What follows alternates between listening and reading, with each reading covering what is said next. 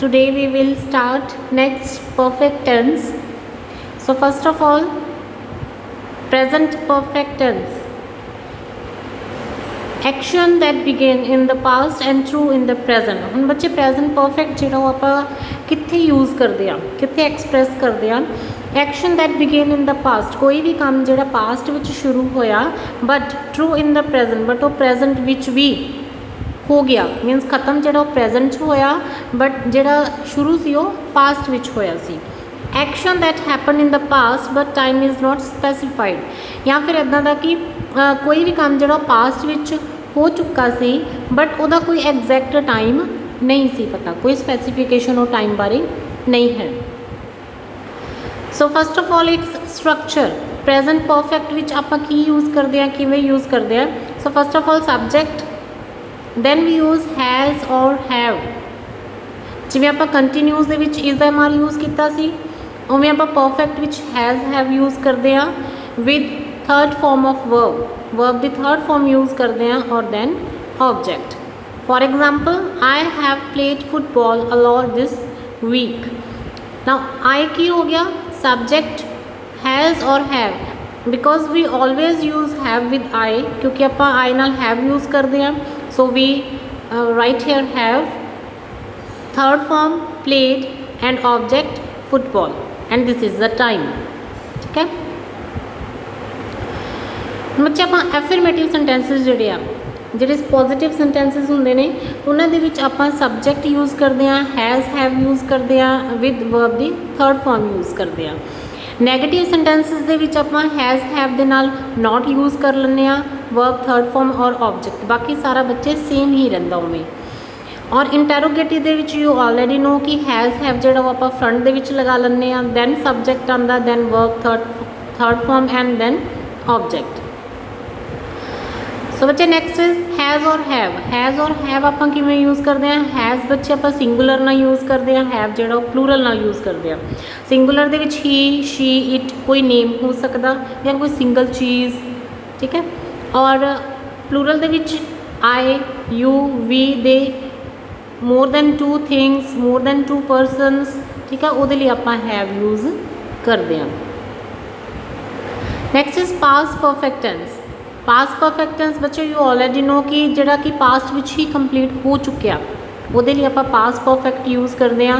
इसका स्ट्रक्चर की आप जिमें प्रेजेंट आप प्रेजेंट परफेक्ट विच हैज़ हैव यूज़ किया, पास्ट परफेक्ट विच हैड यूज़ करांगे, ठीक है। सिर्फ एक हैड यूज़ करना है, बाकी सारा बच्चे सेम वही आ, वही वर्ब की थर्ड फॉर्म आ, उवें ही ऑब्जेक्ट आ, सब्जेक्ट आ, ठीक है। For example, I had played football before you came, कि आई सब्जेक्ट लग गया, हैड यूज़ हो गया, वर्ब दी थर्ड फॉर्म प्लेड और object football, that is the time.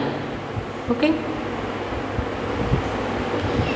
बच्चे सेम एफर्मेटिव दे विच आपां ये यूज़ कर चुके हैं, subject had verb the third form. Okay, negative दे विच सब्जेक्ट हैड दे नाल आपां नॉट यूज़ कर लेंगे क्योंकि नैगेटिव हुंदा है, वर्ब थर्ड फॉर्म और ऑब्जेक्ट बाकी सारा सेम आ। सेम इदा ही इंटैरोगेटिव दे विच, क्योंकि इंटैरोगेशन तो इसलिए हैड जोड़ा वो अगे आ जाएगा, दैन सब्जेक्ट वर्ब दी थर्ड फॉर्म और ऑब्जेक्ट अगर है तो, ठीक है। हैड जोड़ा वो सब नाल यूज़ होंदा बच्चे, सिंगुलर होवे, प्लूरल होवे, ही, शी, कोई नेम सिंगल होवे या प्लूरल दे विच होवे, आई, यू, वी, दे, सब दे नाल आपां हैड यूज़ करते हैं। So next is future perfect tense. Future बच्चे यू नो वैरी वैल कि कोई भी काम जो फ्यूचर दे विच पूरा होवेगा, ठीक है, उन्होंने आप फ्यूचर परफेक्ट वो यूज़ करते हैं। सो इसका स्ट्रक्चर की है, यू नो वैरी वैल कि आप ये विल शैल यूज़ करते ही करते हैं फ्यूचर दे विच, चाहे वो कोई भी कंटीन्यूस हो, चाहे वो परफेक्ट हो, चाहे सिंपल हो, विल जो यूज़ होना ही होना, ठीक है। सो सब्जेक्ट विल और ये आप हैव यूज़ करते, क्योंकि परफेक्ट विच आप हैव यूज़ किया, सो विल दे नाल आप हैव यूज़ करांगे, then third form of verb, then object. For example, first of all subject आ गया I, then we use will have, third form played, object football, okay, I will have played football by the time you arrive. सो ਇਹਦਾ interrogative देखो बच्चे, will शैल अगे आ जाएगा। हुण क्योंकि ये कन्फ्यूजन होनी तुहानूं कि जिहड़ा हैव आ वो सबजैक्ट तो अगे लगेगा या सबजैक्ट तो बाद लगेगा। सो बच्चे विल शैल लगा के उस तो बाद सबजैक्ट दैन आपां हैव यूज़ करांगे, आफ्टर सबजैक्ट आपां हैव यूज़ करांगे, then third form of verb and then object. कि अगर तुहानूं WH वाले इंटैरोगेटिव आते हैं, अगर इन रेयर ये बहुत रेयर आते हैं, बट इन केस अगर WH विच इंटैरोगेटिव फ्यूचर परफेक्ट विच आते हैं, दैन अपना WH जोड़ा वो अगे लगेगा, जिमें वट, वेयर, वैन, वाई, ठीक है। दैन विल शैल, बाकी सारा बच्चे सेम उमें ही है, then subject, then have, then verb third form, then object. So it's negative sentences विच आपां की यूज़ करते हैं, विल नॉट हैव। हुण इहदे विच भी कन्फ्यूज़ नहीं होना कि असीं हैव कित्थे यूज़ करिए, नॉट पहला यूज़ करना कि हैव पहला यूज़ करना।